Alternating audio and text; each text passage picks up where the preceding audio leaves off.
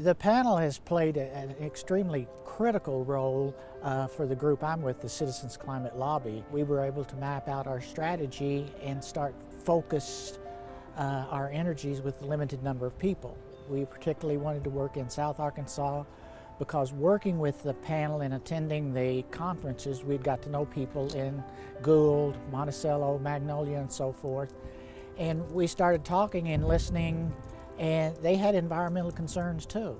After talking to people, with the CCL, a group, they was coming up, they were talking about the change in the weather pattern and the storm, being severe storms and tornado and the sea rising, fishes are dying, wildlife is affected. So water, we got poor drinking water. And so that really interested me, and I said, well, I just got to do something, A lot of times environmental issues are just ignored in communities of color or low-income communities, or people, environmental groups just tend to look over them and not engage them at a level where you're listening and participating and trying to understand where they're coming from.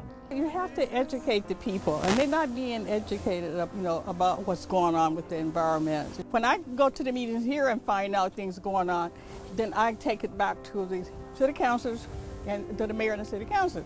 So they are interested, they are on board now. If we get everybody involved from a cross spectrum of people working on this, legislators are going to take more note. I really love them. I got to go to Washington a couple of times, and the lobby there for climate control, and I also went to New York. So yes, without the panel I wouldn't have done this, I'm sure.